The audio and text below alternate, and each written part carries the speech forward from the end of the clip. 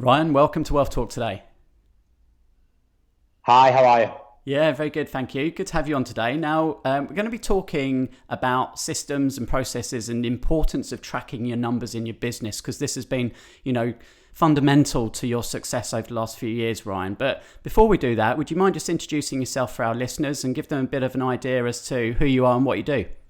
Sure, yeah. So my name's Ryan Luke. I am predominantly a Northeast property investor, so tend to invest in the North and heavily involved in serviced accommodation, but also filtering, diversified the portfolio into HMOs and single lets and do a bit of coaching now and mentoring to try and help people follow in the footsteps, because I do think property is a great game and I think there's a lot of wealth to be built from it. So yeah, that's in brief what I do. Obviously, there's a lot more to it, which we can divulge into. Yeah. As a standpoint, probably a property, I don't know, entrepreneur, if you want to call it. Yeah. And of course, at Wealth Builders, we talk about the 7 pillars of wealth. So, focusing on the property pillar. But you mentioned there your strategy, Ryan, and that strategy is service accommodation. So, before we continue, I've got to ask you, Ryan, this has been a tough year, but how have you managed to, how have you fared with that strategy this year? Yeah, we have probably bucked the trend a bit. So we've had a really good year. And I do think it could have been better, obviously. But before COVID, I realised that serviced accommodation wasn't about stag and hen parties coming to your city for the weekend. I quickly realised it was about contractors travelling, and I started to leverage that several years ago. And that's probably helped me scale as well, because I started to win contracts and get more of their employees booked into rooms, and I could see the profitability of working with these type of companies. So everyone is now looking for direct bookings, contractor bookings, and I see it all over Facebook, which makes me laugh a bit that, since it was so easy before, like you literally got a property, put it on Airbnb and the rest just, it happened, and then COVID hit and the game changed. But the game didn't really change for me because we were already doing what people are now doing. The only thing we've lost this year is probably the weekend stag and hen parties, which would normally be, flooding to Newcastle, Durham, Sunderland, and, the football crowds that used to come every other weekend. We used to get the away fans come for obviously the football matches. And so we have lost that, but the contractor bookings have been very steady. We had a great July and August because I think a lot of people were traveling in the UK rather than going overseas, mainly because they couldn't or were still a bit scared of the virus and didn't want to. So yeah, all in all, we've had a great year, and we continue to acquire and we continue to push. And I feel like the model does work really well. We're very well known now in our region. So when contractors do come up, we tend to get a lot of phone calls, or we get tagged in Facebook for. We're doing a lot of work with Amazon right now because there's 2 big centers getting built in Washington and Darlington. So we've been hosting them, and there's some huge renovations going on the quayside in Newcastle starting next year. So there's plenty of good stuff going on, and I think we've kind of set ourselves up prior to COVID to take care of that. Yeah. So what was the catalyst for you, Ryan? Because we talk about the beginning of anyone's wealth building journey is to get really clear on the reason why. And I know that there was certainly a kind of turning point for you a few years back. Would you mind just sharing that? Yeah, sure. So I've always worked hard, and I've always loved money. I'll be honest. A lot of it is about the money, and especially at the beginning.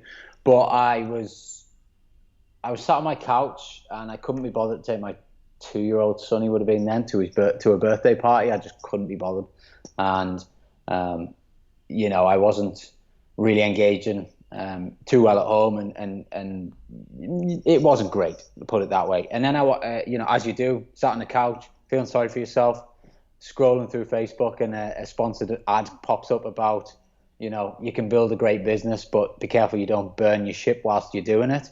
And it just really resonated with me that, I'm putting so much time and effort into building the business up, but what's the point if you've got no family and you don't spend time with your kids and your wife hates you and So it really hit home, and I delved into it a bit more. I paid, I don't know, there and then $300 or whatever it was to get all the videos and watch more, and I consumed all that day before they even came back from the party, and then I bought into they had a mentorship program, and that was all about kind of your 4 pillars, which was, if I remember them now, your business, your health, your faith, which isn't really my thing, but I kind of went with it.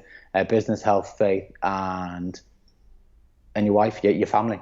So, and it's kind of like having all 4 of them intact to be able to thrive and be the best business person you can. Because we see it so many times where you've got the most successful CEOs, but they're like 25 stone, and they're like, they just haven't taken care of the health at all. Whereas like your body is your biggest asset you're ever going to own. Without your body, you can do nothing. You can't build a business if you've got no health, or you're not a long term anyway. And then obviously it was about, you can have all the money in the world, but if you've got no family, you've got no happiness. And, if you've got no kids, you've got no relationships. And so it was, I could quite quickly see that my balance was totally off. So that's why I engaged with them and really started to balance everything out. And from that, naturally, everything then becomes so much better, including the business. Yeah. So one of the reasons, Ryan, why your business has been so successful is because of the systems, the processes that you've put together. And I know you're religious about this topic. So can we perhaps dive into, first of all, why do you believe that knowing your numbers in your business is so important? I just think numbers can tell you anything about your business health. So I have numbers drilled down to, and people laugh when I say this, but I know how much drive time my deal sources have to spend per week to be able to acquire the number of deals that we need per week. Because I like nail it all the way down from, number of viewings we need to go on, number of offers we need to make, number of hours spent on the viewings, number of hours spent driving around the viewings. And I've got numbers for like every single department. So, how many hours we need to spend van stalking to get so many direct bookings, et cetera, et cetera. So I just think with your numbers, you can, what can be measured can be altered, right? So if you're measuring something and it's not going well, you can alter it. If you just fly blind, which so many people do, I get so many people, clients come aboard and I'll be like, what's your monthly net profit? And they're like, oh, I don't know, but I know my bank balance is doing X, Y, or Z. It's like, you can't gauge it off your bank balance. Especially as you grow, there's so many different departments, and quite often, people will have maybe 5 or 10 properties, but they don't know individually how each one's performing. They just know as a whole what the performance is. Well, that's all well and good, but what if 2 of them are absolutely soaking your profit up? And if by just getting rid of them, you could be so much more profitable. So I just think knowing your numbers is a key fundamental to anything. You look at anywhere in life. I've just bought a Peloton, for example. I don't know whether you've been on one yet, but it's all about the numbers, right? Your cadence, your resistance, your output, and then you start challenging each other based on numbers, and you compete with yourself based on the numbers. Without those numbers, you'd just be riding a bike and you wouldn't know whether you're getting better, stronger, faster, fitter. So I think it's the same for your business. Without it, you don't know where to go, and I don't think you can then really identify the bottlenecks, but also identify the good areas to really, push the pedal. I'll give you a good example. So I've just recently analyzed, there's a bit of feedback coming back from the guest handlers and the operations manager saying, they're a bit overworked and this and that and the other. So I analyzed when the incoming calls were coming into the business based on the data. I was totally surprised. It's switched so much since COVID. So my guest handlers usually work 3 p.m. till 8 p.m. and over the weekend. And I used to give them Tuesdays and Wednesdays off because that predominantly was the busy and quiet times. It's changed now where basically Monday, Tuesday, Wednesdays are our busiest days. We hardly get any phone calls on a Saturday and Sunday, and nothing happens after 6 o'clock. So they've been working the wrong hours for the business, which has been pulling them into overtime, and then them getting stressed, et cetera, et cetera. So by knowing those numbers, we've literally, before this phone call, we had a Zoom call with everyone, and we've just rejigged the whole working schedule for everybody, and everybody's happy with it, and we'll roll forward with that. So that's just a real time example. Literally this morning that happened. Yeah. No, I'm sure really when you analyze it, you could probably, put your numbers against all four of those pillars that you mentioned, right? How much time you're spending with your family, how much screen time are your kids spending and things like that. But obviously we're focusing more on the property business and business in general. So, another thing we talk about at Wealth Builders often is knowing your wealth dynamic and understanding, what your natural flow and the areas where you should be focusing your time and the areas where you shouldn't be focusing your time.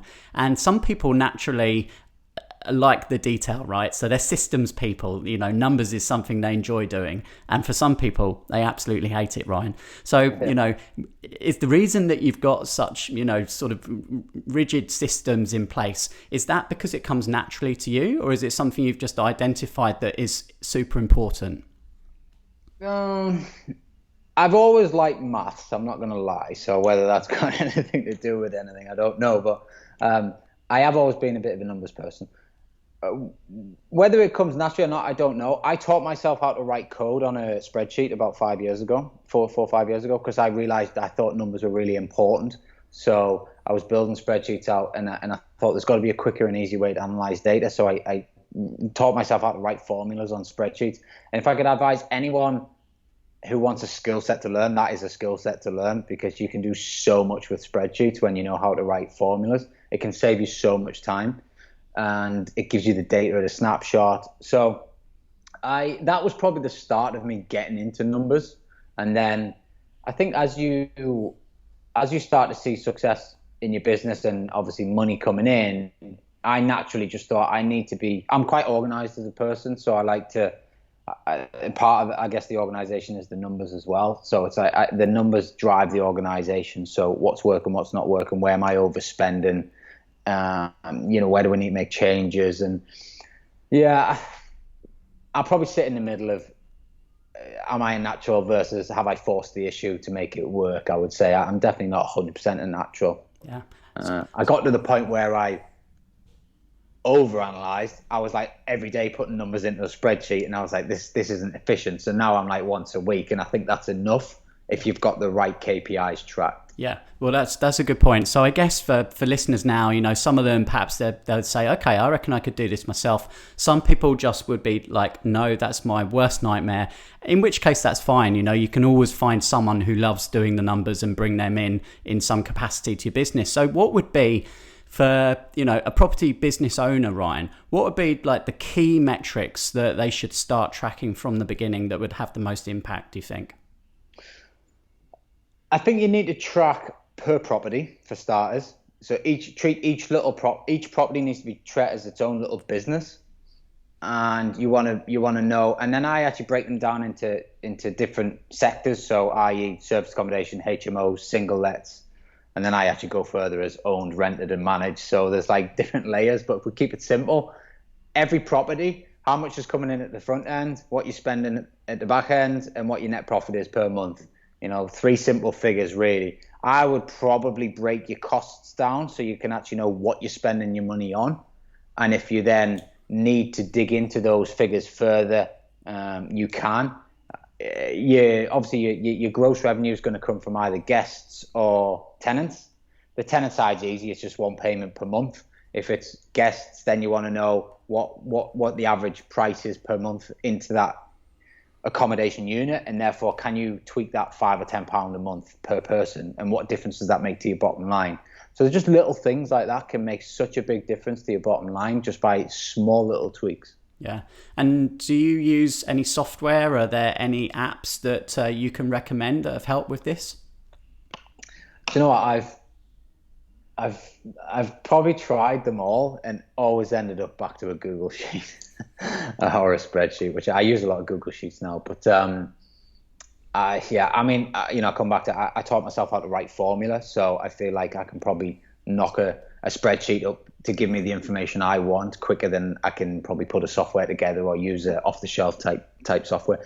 We use QuickBooks as an accountancy software, and myself and my bookkeeper, we have designed quite a lot of customized reports, which are probably copies of my Google spreadsheets in a way. So we just click a button and the information comes out. So probably between the two of them, I think most good accountancy software, Xero, QuickBooks, etc., they give you customized reports and you can pretty much click a button and pull it out, as long as all your inputs are organized, because data is only as good as the data you put in, right? So yeah. So you mentioned earlier that your biggest asset is your health, and probably another huge asset is your time, right? How do you go about tracking your time, Ryan?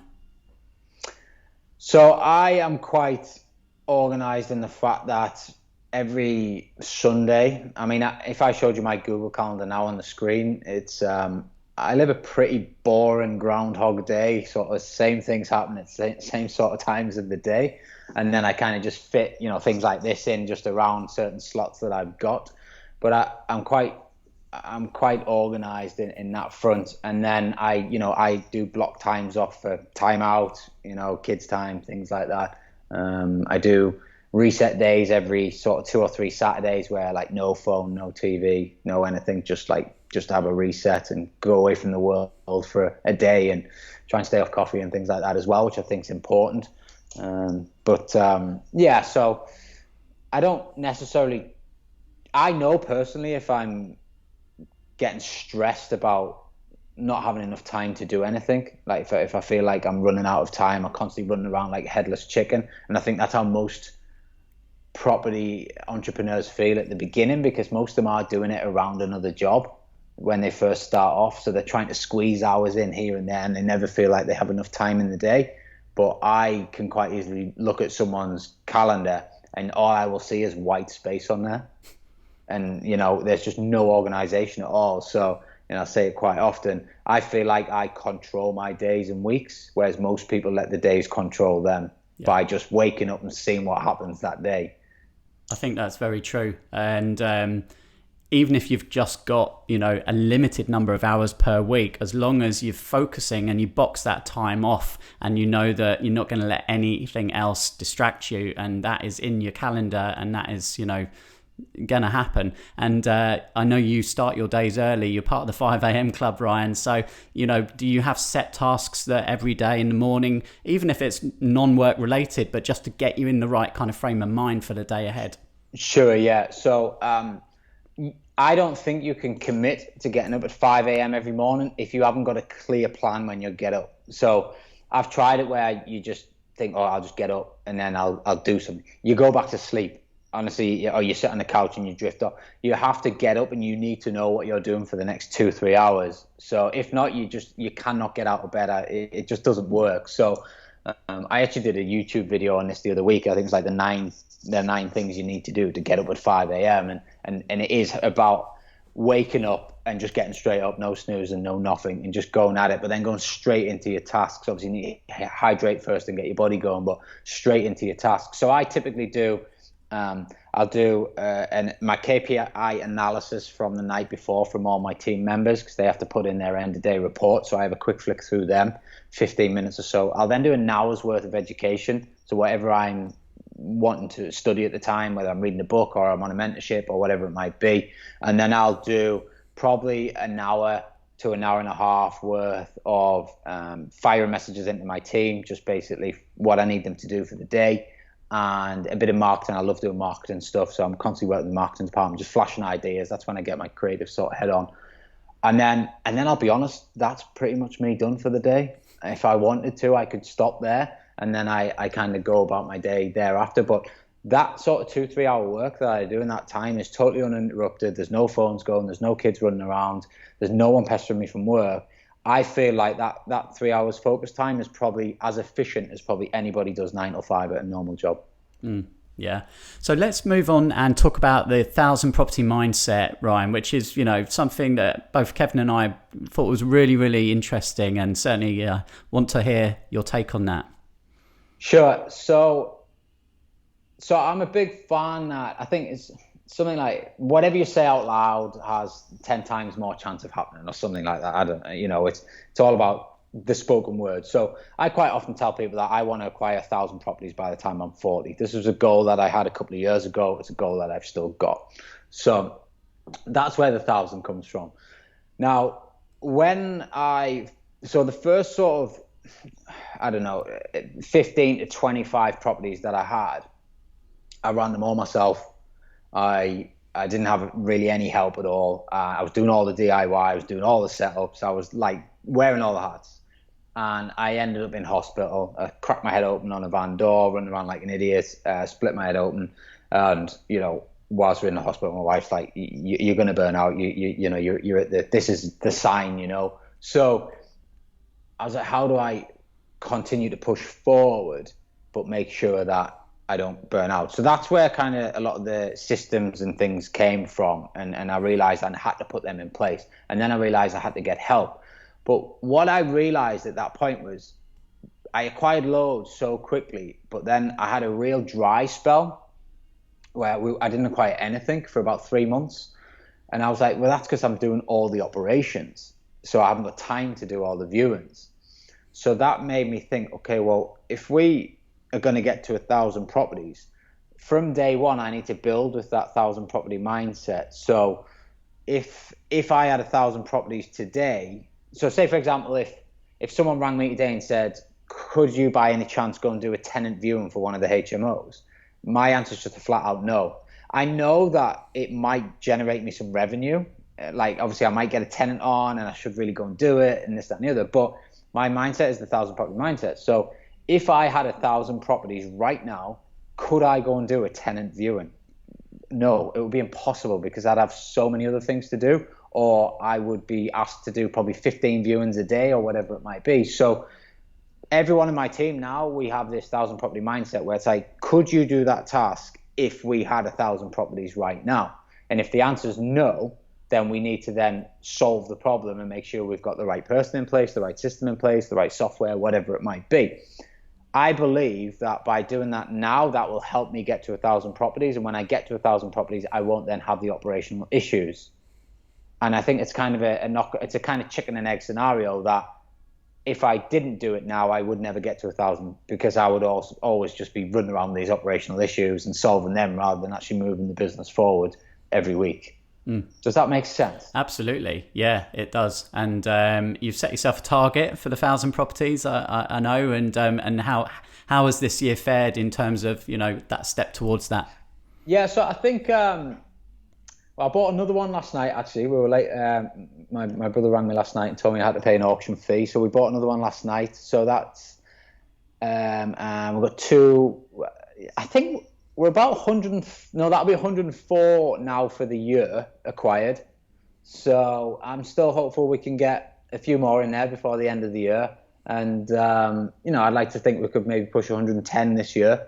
So it's been, as I said, it has been a good year, and I want to scale it next year again, and then that gives me. So I'm 37 in March coming up. So and you I think you said by 40, right? Ideally, that'd be that'd be your target. 3 years, pretty much. I've got 3 years. Good. Okay, so it's been really interesting, hearing how you run your business and obviously what the systems that have allowed you to acquire such a large number in a short space of time, Ryan. But you're also now helping others to follow in your footsteps. So I know you're now developing, training based on what you've done and implemented in your own business, created IP, written a book, and you've helped a number of people hit that £10,000 a month recurring income. And that is the figure that most of our members in our program would say that if they could have £10,000 a month recurring, then they would be financially independent. So I'd love to know, Ryan, is there a particular kind of difference in the mindset or the approach of the people that you've helped to hit that milestone compared to those that don't? Yeah, I think there's a number of factors, but I think for one, they don't do excuses. They're not, I haven't got time, or I can't seem to find any properties, or there's no landlords want to rent to me. I just don't hear excuses from them, and they're very organized. I think they're very organized with everything, their time, what they do, even their business setups. When we dive into them, even in the early days, they've got good structure there already. So I think they just stop at nothing, and they're always willing to invest in themselves more and ask questions. Like I'm on a mentorship at the minute, and and paid a lot of money for it. And I'm a firm believer that you should always be investing in yourself or your team. So my current mentorship is for my team, so as well as myself. They've got access to it as well. So we're moving forward, and I'm constantly educating them. But the people that get to that sort of 10 grand a month, I just think they'll stop at nothing. They're constantly wanting to learn. They're educating themselves all the time. They're wanting to get better. They never have I've cracked this now, so I don't need any help. They're always wanting to just go for more and ask for more, and surround themselves with good people. And everything I ask them to do, they take on and they go and do it. And that's the key. You can have. I speak to a lot of people, whether it's, on pre-onboarding calls or during the program, and I've seen a lot of people come and go through the program, and most of them are successful, and then you've got, your handful that are really successful, and it just comes to, for me, it just comes down to the individual who just will stop at nothing, and they just will do anything that's asked, and they don't make excuses, which is the biggest thing. That not once do I hear them make any excuse. Oh, I missed that this week because of X, Y, or Z, or I was a bit ill, so I decided not to bother. They show up on the days that they don't want to show up on, and for me, that's the winner. And I'd say also they are probably less risk. They're not, a bit like me. Like I'm definitely on the other end of the scale of risk averse. I'm a 2-footed sort of just get stuck in type of person, and I think in property you've kind of got to be a bit like that. You can crunch your numbers and you can analyze your deals as much as you want, and you can get all the information you want, but at some point you need to pull the trigger, and pulling that trigger is a risk. And for me, that tends to hold a lot of people back more than anything. Too many people think, what if it doesn't work? Well, I like to think, what if it does work? Mm-hmm. Yeah. Fear of failure, fear of making mistakes. Exactly. Those things. Yeah. Okay, great. Ryan, thank you so much for sharing today. And if obviously our listeners, they want to check you out, I have not mentioned your podcast either, which I know you host. So where's the best places for them people to go? So I've got a Facebook group called the 7-Figure Property Empire. There's we do loads of expert lives in there, and I think we've got you guys booked in for January to come on there as well, and so that's pretty much where I hang out a lot. So feel free to join and get stuck in there. The podcast is called How to Property Podcast. Same title for the book as well. So an official Ryan Luke is pretty much all my handles on social media. So cool. Yeah, you're pretty active online, so plenty of stuff for people to see there. Great. Yeah. Well, look, we've been recording today on video as well. So if you want to check out the video recording of us chatting, then head on to WealthBuilders Facebook page and all the usual places online. So Ryan, thanks for being a great guest today on Wealth Talk. No problem. Thanks.